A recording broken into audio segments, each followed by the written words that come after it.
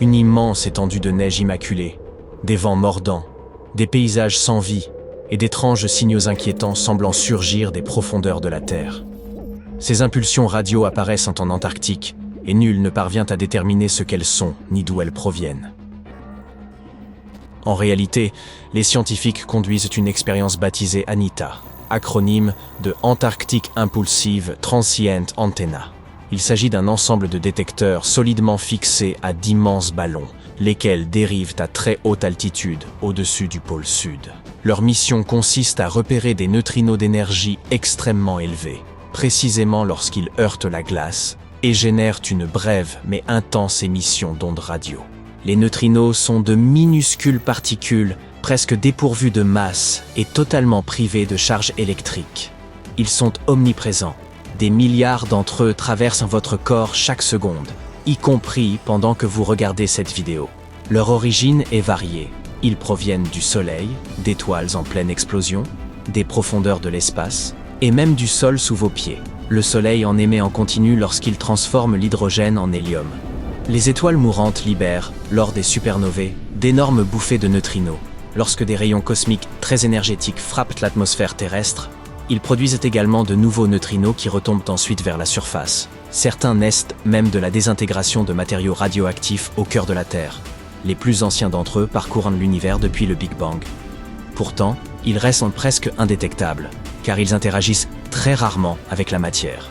C'est pour cette raison que les scientifiques ont recours à des dispositifs aussi spectaculaires qu'ANITA, afin d'espérer en intercepter ne serait-ce que quelques-uns. Mais revenons à ce jour fatidique où tout a changé. Normalement, les signaux radio produits par les neutrinos rebondissent sur la glace et se propagent vers le haut, exactement là où ANITA peut les détecter. C'est précisément l'objectif de l'expérience. Étudier les neutrinos afin d'en apprendre davantage sur des événements cosmiques lointains, comme les supernovae ou des phénomènes se produisant à des années-lumière. Pourtant, un événement profondément étrange s'est alors produit. Les détecteurs ont enregistré des ondes radio qui ne rebondissaient pas sur la glace. Elles semblaient provenir de sous l'horizon, comme si elles émergeaient des profondeurs. Or, cela ne devrait tout simplement pas être possible. Selon les lois connues de la physique, un signal ne peut pas remonter à travers de la roche et de la glace solide. L'une des chercheuses, Stephanie Wissel de Penn State, a également indiqué que ces ondes radio arrivaient selon des angles extrêmement abrupts, proches de 30 degrés sous la surface. La seule manière d'expliquer cela serait que le signal ait traversé des milliers de kilomètres de roches solides avant d'atteindre le détecteur. Mais dans ce cas, la roche aurait dû l'absorber entièrement. Quelque chose ne concordait donc pas. L'équipe a effectué l'ensemble des calculs possibles sans obtenir de réponse claire. Pour les chercheurs, le problème restait néanmoins intéressant, puisqu'ils ignoraient toujours la nature exacte de ces anomalies. Ce qu'ils savaient en revanche, c'est qu'il ne s'agissait probablement pas de neutrinos. En effet, lorsqu'un neutrino est détecté, cela signifie qu'il a parcouru une distance prodigieuse sans interagir avec quoi que ce soit, peut-être depuis la limite de l'univers observable. Or, ce qu'ANITA a détecté ne se comporte pas comme un phénomène déjà observé par les scientifiques. Cela pourrait indiquer l'existence d'un type de particules entièrement nouveau, ou bien révéler un processus encore incompris. Les résultats ont été publiés dans Physical Review Letters, mais le mystère demeure entier.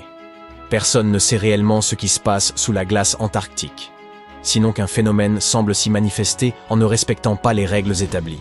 Si les scientifiques parviennent effectivement à détecter et à localiser l'origine de ces particules ultra rapides, ils pourront en apprendre énormément sur l'univers, bien plus que ce que même les plus grands et les plus coûteux télescopes permettent. Voyez-vous, les neutrinos traversent pratiquement l'espace à la vitesse de la lumière, effleurant à peine la matière. Ils peuvent ainsi transporter des informations intactes sur des événements survenus à des millions, voire des milliards d'années-lumière. C'est pourquoi Wissel et de nombreux chercheurs à travers le monde construisent ces détecteurs d'une sensibilité exceptionnelle pour capter les signaux des neutrinos. Même les plus faibles sont essentiels, car un minuscule sursaut de données peut renfermer un véritable trésor d'informations. Les scientifiques conçoivent donc des installations, tant en Antarctique qu'en Amérique du Sud, pour détecter ces particules rares. ANITA est l'un de ces détecteurs, et l'Antarctique s'avère l'endroit idéal. Quasi aucun bruit radio, aucune ville, aucun trafic, ni interférences aléatoires. Le dispositif est en réalité fascinant.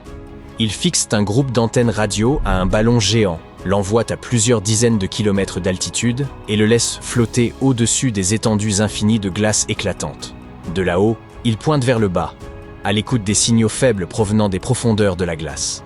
Lorsqu'un de ces neutrinos extrêmement rares, un neutrino taoïque, frappe la glace, il engendre une autre particule, le lepton tau. Ce dernier s'échappe ensuite de la glace et commence à se désintégrer, perdant de l'énergie et se fragmentant.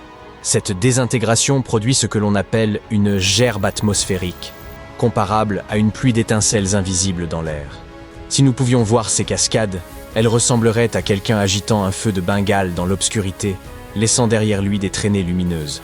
En analysant la direction et la configuration de ces signaux, ceux émanant de la glace, gerbe de glace, et ceux se produisant dans l'air, gerbe atmosphérique, les chercheurs peuvent déterminer la provenance de la particule initiale. En général, c'est extrêmement précis, un peu comme faire rebondir une balle sur le sol. On peut anticiper sa trajectoire. Mais ces nouveaux signaux étranges ne se comportent pas comme prévu. Les angles sont totalement incohérents, bien plus raides que tout ce que les modèles sont capables d'expliquer. L'équipe a donc approfondi son enquête. Tout d'abord, elle a étudié l'intégralité des données issues des multiples vols en ballon d'Anita. Puis, elle les a confrontées à d'innombrables simulations informatiques de rayons cosmiques et de neutrinos, en filtrant tout le bruit de fond habituel. Les résultats ont même été recoupés avec d'autres expériences, comme le détecteur IceCube, également installé en Antarctique, et l'observatoire Pierre Auger, en Argentine. L'objectif était de vérifier si d'autres avaient détecté des gerbes atmosphériques ascendantes similaires. Et devinez quoi? Les événements ont pris une tournure encore plus étrange. Les chercheurs n'ont rien trouvé. Aucun autre détecteur n'avait enregistré quoi que ce soit de susceptible d'expliquer ce qu'Anita avait observé. C'est pourquoi ils ont fini par qualifier l'ensemble de la situation d'anomalie. Cela signifie essentiellement, oui, nous ignorons ce que c'est, mais cela ne se comporte assurément pas comme un neutrino. Wissel a précisé que les signaux ne s'inséraient pas dans le schéma habituel du comportement attendu des particules. Certains ont avancé des hypothèses, peut-être une nouvelle forme de physique, ou un indice de la matière noire. La matière noire est essentiellement cette substance invisible qui empêche l'univers de s'effondrer. Elle est présente partout, nous ne pouvons simplement pas l'apercevoir. Les savants tentent de percer son mystère depuis près d'un siècle, et elle demeure l'une des plus grandes énigmes de la physique.